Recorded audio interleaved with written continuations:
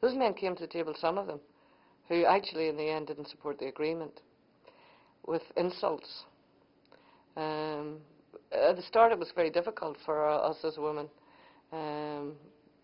They would say quite disparaging things to undermine our confidence, what women know, to humiliate us, to take our dignity away, to take our sense of ourselves away from us.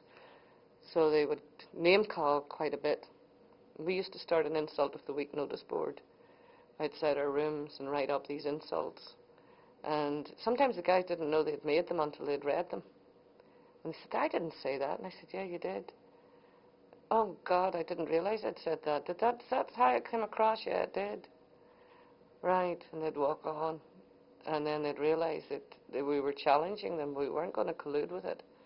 But at the same time, we weren't going to spend an awful lot of time talking about how men behave badly towards us.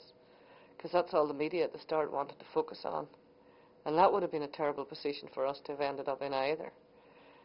Because we were serious negotiators and just didn't want to be there as somebody picking up the worst of the men's behaviour.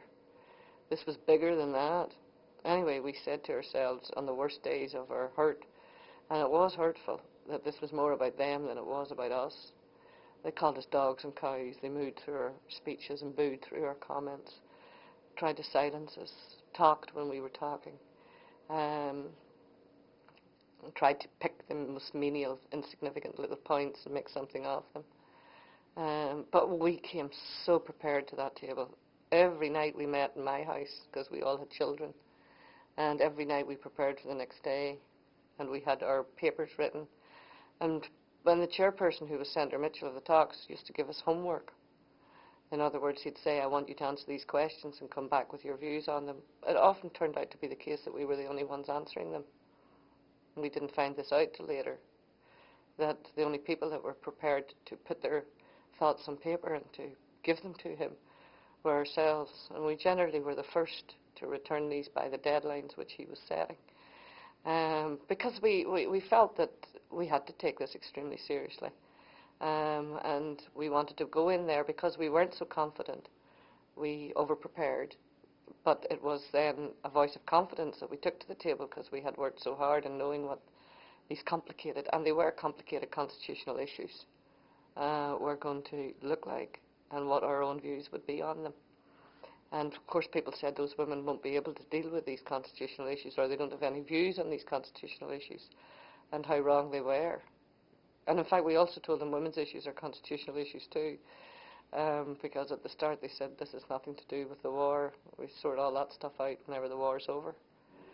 So we were ensuring that this got into the document, or into the agreement, and wasn't going to be left as unfinished business for some 30 years later.